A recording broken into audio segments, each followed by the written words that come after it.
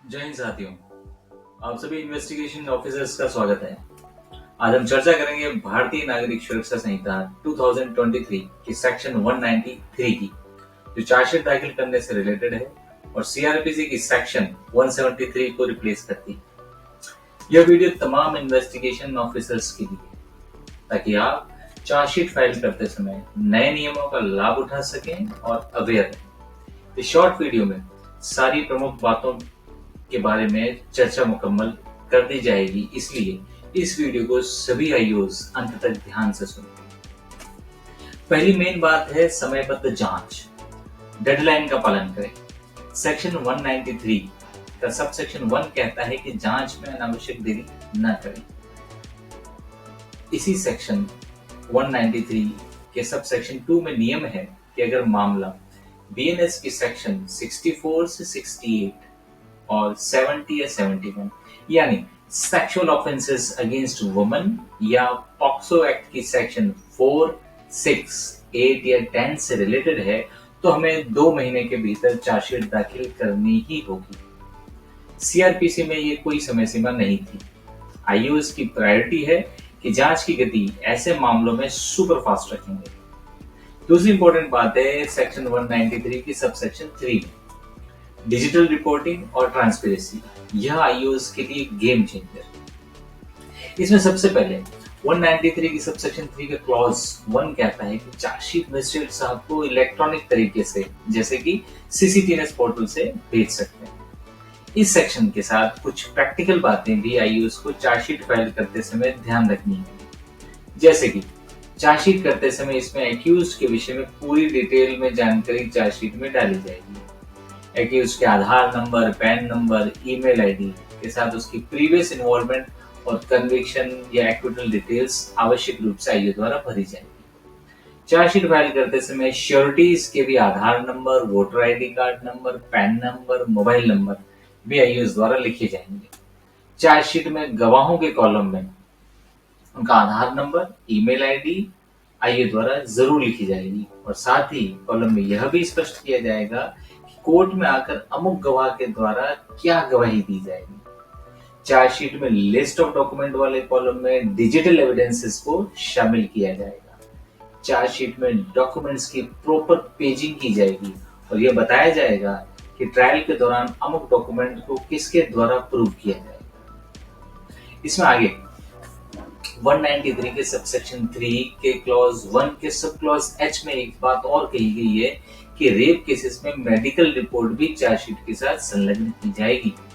184 BNSS के तहत जो मेडिकल रिपोर्ट की बात की गई है, उसकी पुष्टि हम यहाँ करते हैं कि ये भी हम चार्जशीट का पार्ट बनाई जाएगी। सबसे अहम बात 193 के सबसेक्शन 3 के क्लॉज 1 के सब क्लॉज आई में कही गई है। इसमें sequence of custody of electronic device की बात की गई है। दौरान इन्वेस्टिगेशन आईओ जिन जिन डिजिटल डिवाइस को सीज करता है, अब उनकी प्रॉपर चेन ऑफ कस्टडी का हिसाब किताब भी रखना होगा, जिससे ये इंश्योर हो सके कि पुलिस कस्टडी के दौरान इलेक्ट्रॉनिक एविडेंस के साथ किसी भी प्रकार की कोई छेड़छाड़ नहीं हुई। हर डिजिटल डिवाइस जैसे कि मोबाइल, लैपटॉप या पेन ड्राइव की प्रॉपर चेन ऑफ कस्टडी हमें रखनी है। इसका मेंशन चार्जशीट में भी एक अलग से कॉलम में किया जाएगा। चार्जशीट में एक अलग कॉलम होगा जिसमें डिजिटल एविडेंस का नाम और विवरण, ट्रांजैक्शन की तारीख, किसने सौंपा उसका नाम और रैंक, किसने लिया उसका नाम और रैंक, सौंपने का पर्पस क्या था, भाई उस इलेक्ट्रॉनिक एविडेंस को क्यों सौंपा गया, उसका पर्पस क्या था, उसका रेफरेंस नंबर जैसे DD number, road certificate number या एफएसएल पावर, ये सभी डिटेल्स मेंशन की जाएगी। ये इंश्योर करेगा कि कोर्ट में डिजिटल एविडेंस की विश्वसनीयता पर कोई सवाल ना हो, सही रिकॉर्ड से अपना केस और स्ट्रॉन्ग होगा। इसके बाद 193 के सबसेक्शन 3 के क्लॉज 2 में एक इंपॉर्टेंट बात कही गई है कि 90 दिनों में विक्टिम को इन्वेस्टिगेशन की प्रोग्रेस के बारे में इलेक्ट्रॉनिक कम्युनिकेशन के माध्यम से बताया जाएगा, ईमेल से, मैसेज से, कैसे भी हम बता सकते हैं। इसके साथ ही ध्यान देने वाली बात है कि 193 के सबसेक्शन 3 के क्लॉज 3 में अब यह प्रावधान किया गया है कि जिसकी इंफॉर्मेशन पे हमने कोई एफआईआर रजिस्टर की है, उस व्यक्ति को हम अपनी इन्वेस्टिगेशन की आउटकम, मतलब जैसे हम ये चार्जशीट फाइल करने जा रहे हैं तो आउटकम के बारे में जरूर सूचित करेंगे।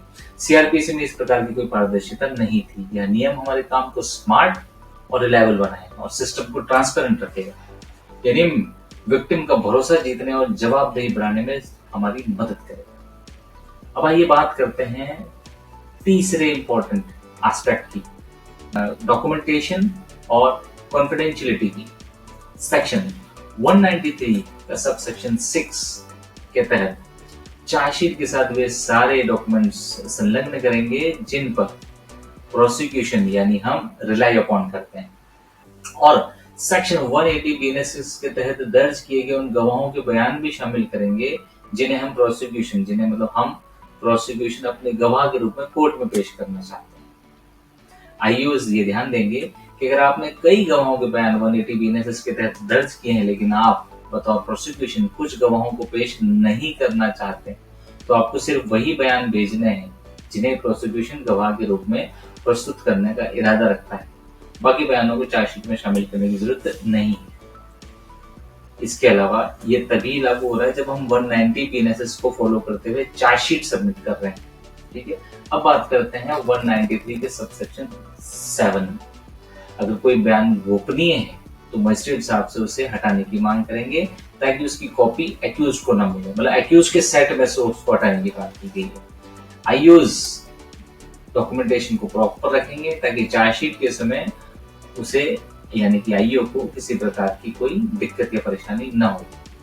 अब हम बात करते हैं चौथे इंपॉर्टेंट एस्पेक्ट की, इलेक्ट्रॉनिक कॉपी का नियम, जिसके तहत एक्यूज्ड को यह सुविधा दी जाती है।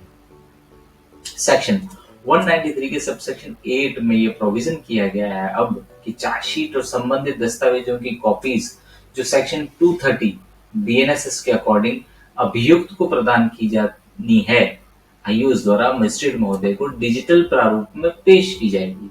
इसमें खास बात है कि ईमेल या डिजिटल तरीके से दी गई कॉपी भी वैलिड मानी जाएगी। सीआरपीसी में सारा काम कागजी था, आईओ अब डिजिटल होकर अपना समय और मेहनत की बचत कर पाएंगे।